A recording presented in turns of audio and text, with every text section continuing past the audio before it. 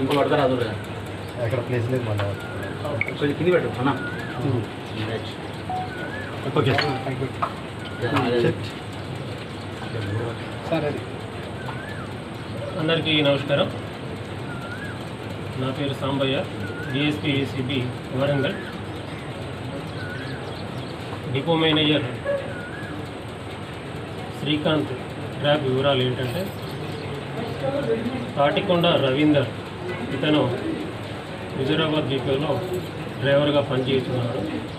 ఇతను ఫిబ్రవరి నెలలో అతని మేనమామ కొడుకు చనిపోయినందువల్ల ఒకరోజు యాబ్సెంట్ అయ్యాడు. తెల్లారే 5 గంటలకు డ్యూటీకి వస్తే అతను డ్యూటీలోకి తీసుకోకుండా 2 రోజులు అతన్ని డిపో చుట్టూ తిప్పించాడు మేనేజర్ గారు.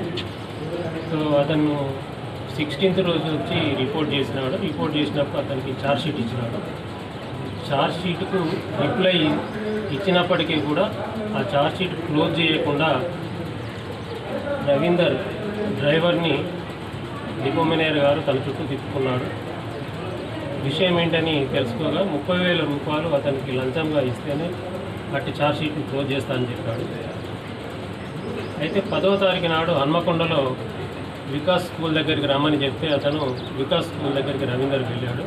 వెళ్ళిన తర్వాత ఒక హోటల్లో కూర్చొని అతను ఇవ్వలేనని ఎంత బతిలాడినప్పటికీ కూడా 10,000 ఉన్నాయి నా దగ్గర అంటే ఆ 10,000 ఇవ్వని చెప్పి తీసుకొని ఇంకా 20,000 సోమవారం నాడు తీసుకొని రా, లేకుంటే మాత్రం నేను రిమూవల్ ఫ్రమ్ సర్వీస్కో లేకుంటే సస్పెన్షన్కు రాస్తాను చెప్పి విధి లేని పరిస్థితుల్లో అతను సోమవారం రోజు ఈరోజు ఇస్తా అని చెప్పి ఒప్పుకొని డిపో మేనేజర్ శ్రీకాంత్కు డబ్బులు ఇవ్వడం ఇష్టం లేక మమ్మల్ని ఆశ్రయించిండు.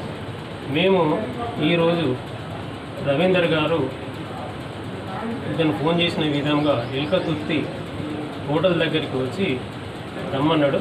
అతను డబ్బులు తీసుకొని అక్కడికి వచ్చాడు. వచ్చిన తర్వాత ఒక హోటల్లోనికి శ్రీకాంత్ రవీందర్ని తీసుకొని వెళ్ళి ఆ హోటల్లో కూర్చొని మాట్లాడుకుంటూ అతని దగ్గర డబ్బులు డిమాండ్ చేసి 20,000 రూపాయలు తీసుకున్నాం. మేము ఏసీబీ అందరం అక్కడ ట్రాప్ చేసి అతన్ని శ్రీకాంత్ పట్టుకోవడం జరిగింది. ఇతన్ని ఇప్పుడు అరెస్ట్ చేసి ఏసీబీ కోర్టు వరంగల్లో ప్రొడ్యూస్ చేస్తున్నాము. అలాగే ఎవరైనా కూడా ప్రభుత్వ ఉద్యోగి లంచం డిమాండ్ చేస్తే మా టోల్ ఫ్రీ నంబర్ 1064కి కాల్ చేయాలని మేము కూర్చున్నాము. ఈ ట్రాప్లో నాతో పాటు మా inspectors Shyam Sundar, Raju, S Raju and L Raju మరియు సిబ్బంది పాల్గొన్నారు. ఓకే,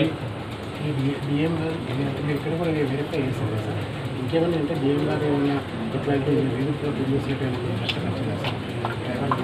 మేము చూడాలంటే ఇప్పుడే ఆఫీస్కి వచ్చి అతనికి సంబంధించిన ఫైల్ను తీసుకోవడానికని చెప్పి మేము హుజూరాబాద్ వచ్చాము.